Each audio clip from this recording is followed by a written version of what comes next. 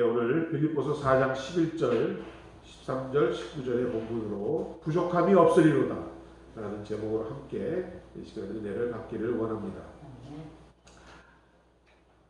제가 중학교 시절에 가정 예배를 드리면서 시편 23편을 영어 성경으로 읽어본 적이 있습니다. 하나님은 나의 목자시니 내가 부족함이 없으리로다. 이 부분이 영어로는 The Lord is my shepherd, I shall not want 라고 되어 있습니다. 영어 원문대로 해석하다 보면 부족함이 없으리로다가 내가 원하는 것이 없습니다 라는 뜻으로 해석이 됩니다. 그러나 우리가 이렇게 말씀을 읽고 기도를 하지만 과연 우리 마음 가운데 정말 부족함이 없는 삶을 살고 있는지, 비단 이것은 저만의 문제가 아니라 저와 여러분 모두의 어떤 인생의 문제라 생각합니다. 왜냐하면 우리 인생들은 바라고 원하는 것으로 가득 차 있기 때문입니다. 그래서 새해가 되면 그런 바라고 원하는 소원들을 빌기 위하여 많은 인파들이 성당과 예배당 그리고 산정과 해변을 가득가득 메우는 모습을 우리는 볼 수 있습니다. 그런데 이렇게 소원과 원하는 것이 가득 찬 인생들이 어떻게 더 이상 나는 원함이 없습니다, 내가 부족함이 없습니다 라고 살 수 있단 말입니까? 오늘 사도 바울은 빌립보 교회를 향하여서 보낸 본문 빌립보서 4장 18절에 보면 내게는 모든 것이 있고 또 풍부한지라 라고 고백을 합니다. 과연 이 사도 바울의 고백이 그가 바라고 원하는 모든 것을 다 갖추고 채워졌기 때문에 가능한 고백이었는가? 이 부분을 우리는 주목해서 보아야 할 것입니다. 저와 여러분 정말 우리가 주님을 믿음으로 내가 부족함이 없는 인생을 살 수 있습니다라고 고백하기 위해서 어떻게 해야만 우리가 그러한 삶이 가능한지에 대해서 오늘 함께 살펴보기를 원합니다. 첫째, 내가 주님 앞에 부족함이 없습니다 라고 고백하는 삶을 살기 위해서는 스스로 만족하는, 자족하는 삶을 살 줄 알아야 합니다. 여러분은 얼마나 여러분의 삶과 생활과 자녀들에 대해서 만족하고 계십니까? 오늘 본문 빌립보서 4장 11절에 사도 바울이 자신의 평생을 통해 배운 소중한 교훈 중에 하나가 바로 자족함이었다라고 말하고 있습니다. 자족한다는 것이 무엇입니까? 더 원함이 없을 만큼 스스로 만족하다라는 것입니다. 자족하는 사람이라면 앞서 말씀드린 다윗과 같이 시편 23편의 고백을 할 수 있을 줄로 믿습니다. 여호와는 나의 목자시니 내가 부족하니 없으리로다. 그렇다면 과연 이 스스로 만족할 수 있는 자족함의 한계가 어디일까요? 얼마만큼 가져야, 얼마만큼 채워져야 내 마음에 그것이 만족하고 스스로 기뻐할 수 있을까요? 어떤 분은 기본적인 삶만 유지해도 스스로 만족하고 사시는 분이 있는가 하면, 또 다른 사람은 섭취의 수준을 넘어서고도 만족하지 못하는 사람도 있을 것입니다. 과연 스스로 만족함의 상태가 무엇인가? 그런데 오늘 우리가 성경 본문을 자세히 들여다보면 이 스스로 만족하는 자족이라는 사실은 어떤 물질의 양이 많고 적음이 아님을 우리는 깨달아야 할 줄로 믿습니다. 눈에 보이는 현실의 물질의 문제가 아니라 정신적이고 영적인 문제라는 것, 그것을 우리는 오늘 깨달아야 할 줄 믿습니다. 그 상태는 한마디로 환경과 여건에 내가 지배를 받는 삶이 아니라 어떤 삶과 어떤 환경, 여건 가운데서 내가 그것을 지배하고 나가는 삶, 이것이 바로 자족하는 삶이라는 뜻입니다. 한 설교가의 표현을 빌리자면 우리 신앙의 사람들은 온도기와 같은 사람이 아니라 온도 조절기와 같은 사람이 되어야 한다라고 합니다. 즉 실내에 설치한 온도기는 바깥 공기가 더우면 같이 올라가고 추우면 같이 내려갑니다. 그러나 온도 조절기는 바깥 공기가 더우면 반대로 내려가야 하고 추우면 올려야 합니다. 그렇기 때문에 언제나 덥든지 춥든지 그 환경의 영향을 받지 않고 살아갈 수 있는 것이 바로 온도 조절기의 역할인 것입니다. 우리의 신앙이 바로 이와 같아야 한다라는 것입니다. 어떤 상황에서도 우리는 그것을 조절하며 나갈 수 있는 능력이 주님 안에서 여러분에게 주어져 있음을 이 시간 깨닫는 복된 여러분들 되시기를 주의 이름으로 축원드립니다. 그것이 오늘 사도 바울의 12절의 고백 아닙니까? 나는 배부를 때도 있었고 배 고플 때도 있었지만 또 풍부할 때도 있었고 몹시 궁핍할 때도 있었지만 그런 환경과 여건에 나는 좌우되지 아니하고 자족하며 내 신앙을 지킬 수 있었다라는 것, 이것이 오늘 사도 바울의 고백이요 우리의 고백이어야 할 줄로 믿습니다. 우리는 일반적으로 배부를 때가 배고플 때보다 낫지라고 생각을 합니다.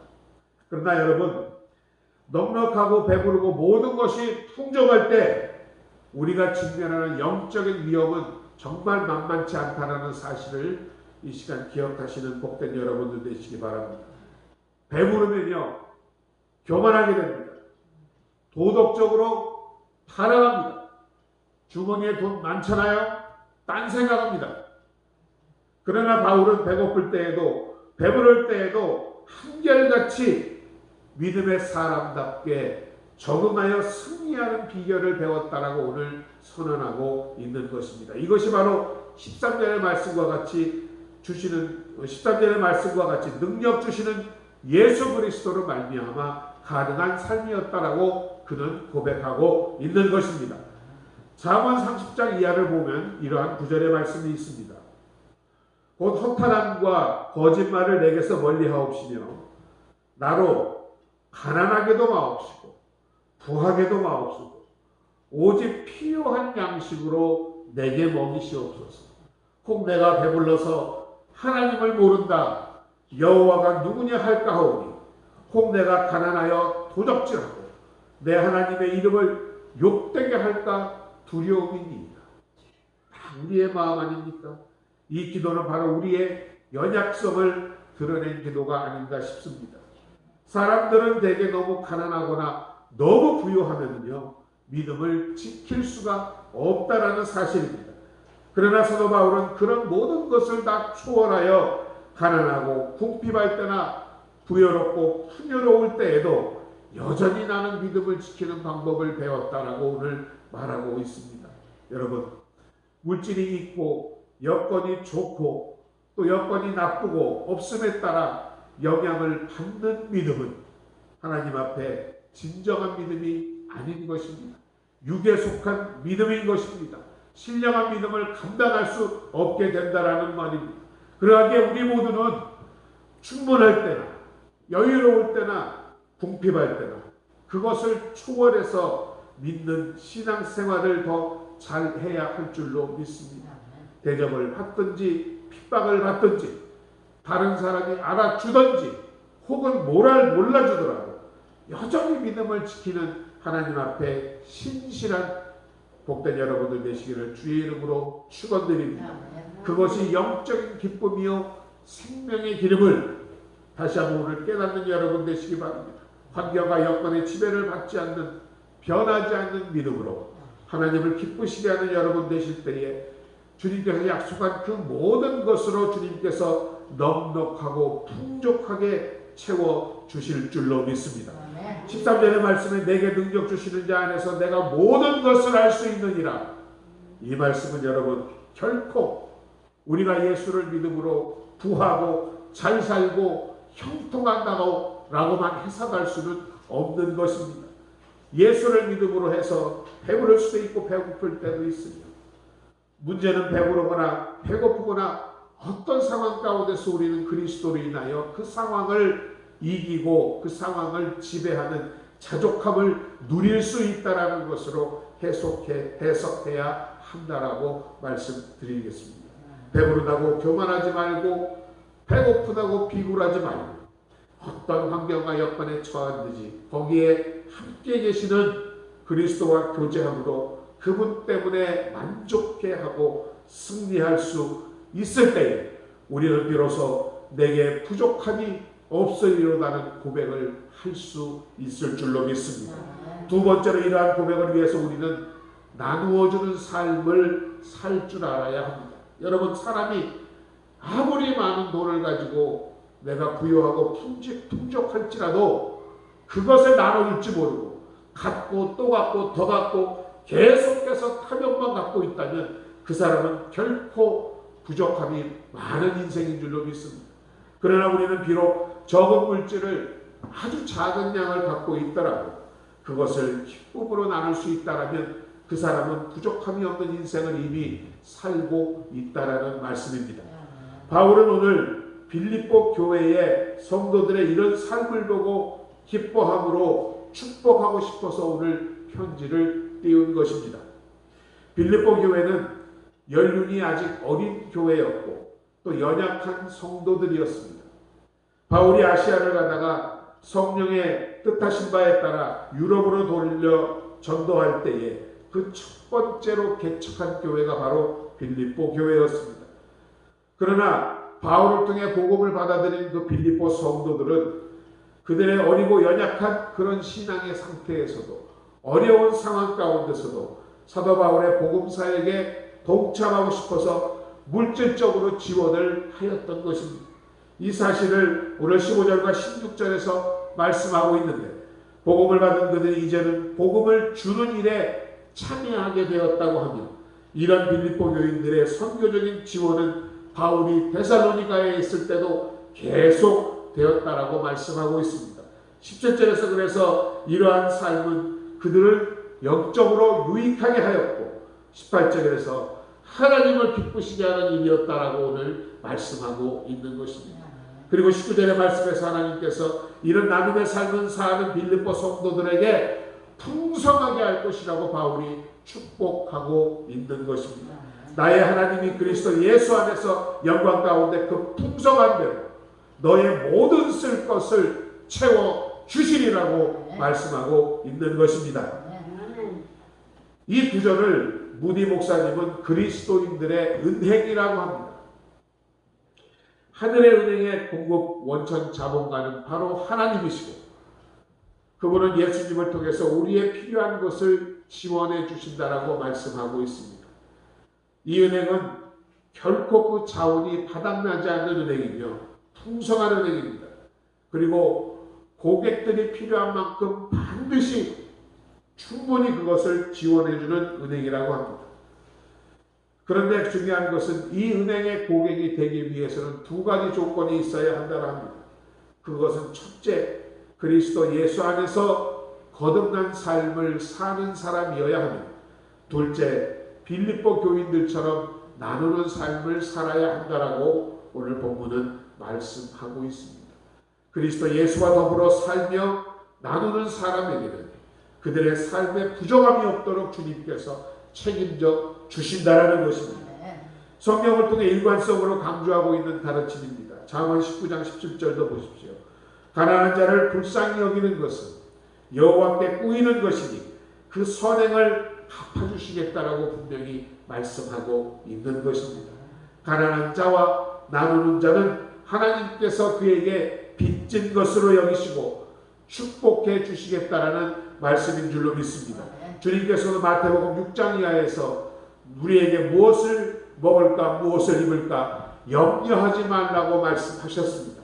무엇을 먹을까 무엇을 입을까 무엇을 마실까 염려 안 한다면 그 삶이 바로 부족함이 없는 인생 아니겠습니까?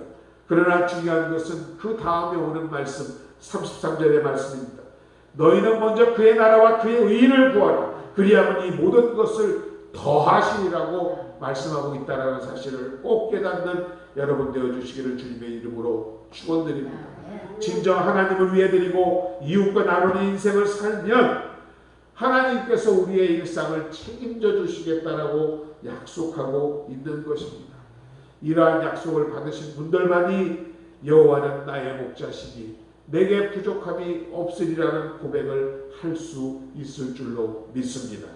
세 번째로 이러한 고백을 하기 위해 우리는 하나님을 구하는 삶을 살아야 합니다. 오늘 설교의 제목인 부족함이 없으리라는 것은 결코 어떤 전제가 없는 독립된 주제가 아닙니다. 그 앞에 숨어있는 선행하는 것, 바로 그 전제가 여호와는 나의 목자시니라는 말씀입니다. 여호와가 나의 목자가 되시기에 내게 부족함이 없다라는 결론의 말씀입니다. 여호와가 나의 목자라는 고백을 떠나서는 그 인생은 항상 부족하고 채워도 가져도 만족하지 못하는 인생이기 때문입니다. 여러분 10만 원 있으면요 100만 원 갖고 싶습니다. 100만 원 있죠? 1000만 원 갖고 싶습니다. 1000만 원이 있으면 1억 갖고 싶고 1억 갖고 싶으면 10억 갖고 싶고 한도 끝도 없는 것이 사람의 인생입니다. 삼성 재산이 몇 조 원 된다 하는데 그분들 만족할 것 같을까요? 그렇지 않습니다. 아무리 많이 가져도 만족하지 못합니다. 여호와가 나의 목자가 되지 않는 이상은 그 인생 가운데는 만족함이 없다라는 것입니다. 일부 종교에서는 이러한 우리의 욕망을 포기함으로써, 즉 아무것도 원하지 않음으로써 우리는 우리 인생 가운데 평안한 인생이 찾아올 수 있다라고 주장하는 종교도 있습니다. 무욕의 삶, 소유하지 않는 삶, 원하지 않으면 부족하지도 않는다는 것입니다. 바라고 욕망이 없으면 고통도 없다라는 것입니다. 사랑하지 않으면 상처받을 것도 없다라 합니다. 말이 됩니까? 저는 이런 주장이 이론적으로는 가능할지 모르지만 우리의 실제에 있어서는 불가능한 얘기라고 생각합니다. 왜냐하면 사람은 태어날 때부터 사랑하고 사랑받으며 욕망을 지닌 존재로 태어났기 때문입니다. 욕망을 부인한다는 것, 바라는 것을 부인한다는 것은 인간됨을 부인하는 것입니다. 기독교는, 우리가 믿는 그래서 기독교는 이러한 바라지 않는 무욕의 상태를 가르치지 않습니다.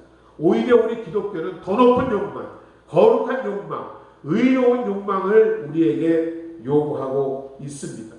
먼저 하나님의 나라와 그의 의를 구하라는 것, 바로 그것이 그것 의미를 나타내고 있습니다.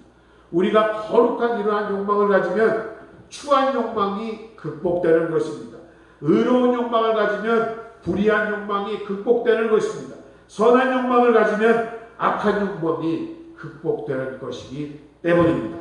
그러면 양의 우리에 있는 양들이 가져야 할 가장 큰 욕망은 무엇입니까?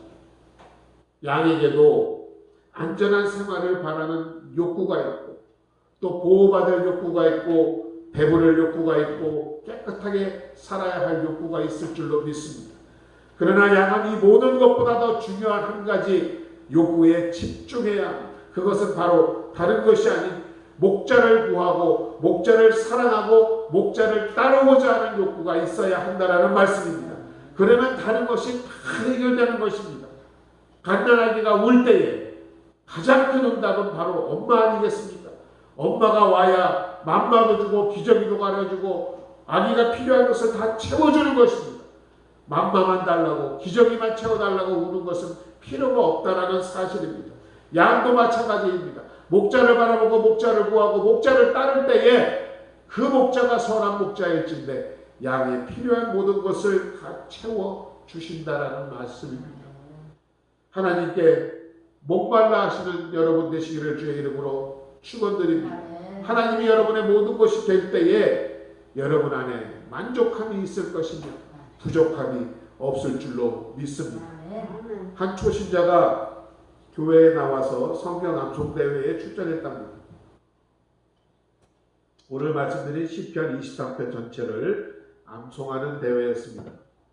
자기 순서가 되었습니다. 열심히 외워서 나갔는데 여호와는 나의 목자시니 내가 부족함이 없으리로다.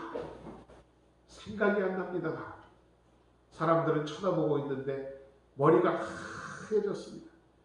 잠시 기도하는 것 같더니 그의 마음 가운데 그런 마음이 들더랍니다. 여호와가 나의 목자라면, 내 목자가 되셔서 나를 인도하고 계시다면 내가 무엇이 부족하겠는가? 그러더니 그가 다시 큰 소리로 용기내어 이렇게 말을 했다고 합니다. 다시 외우겠습니다. 여호와는 나의 목자시니 내게 부족함이 없습니다. 이상 끝. 여호와가 나의 목자시니 더 이상 외울 필요 없다는 것이었습니다. 그러나 아직 우리에게는 질문이 남습니다.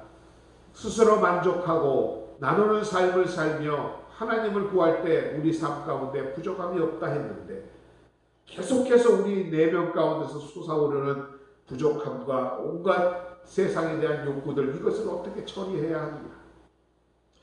그 유일한 대답은 여러분 십자가라고 저는 생각합니다. 이런 십자가를 우리의 죄스러운 욕망을 짊어지시고 예수님께서는 우리 대신 죽으신 것 아니겠습니까? 그리고 그 십자가에서 다시 사신 것 아닙니까? 그 주님께서 십자가에서 죽으시고 다시 사신 이유가 바로 우리가 이제는 세상에 사는 것이 아니라 예수 그리스도 안에서 하나님에 대하여 산 자로 여길지어다라는 것을 이루기 위해 죄된 욕망을 버리고 이제는 살아있는 소망을 가지고 살기 위해 주님은 십자가 위에서 우리를 대신하여 죽으신 줄로 믿습니다. 여러분 안에서 추한 욕망과 많은 탐욕이 솟아오를 때에 십자가를 바라보시는 여러분 되어주시기를 주의 이름으로 축원드립니다. 내가 그리스도와 함께 십자가에 못 박혔나니 그런즉 이제 내가 산 것은 오직 내 안에 그리스도께서 사신 것이다.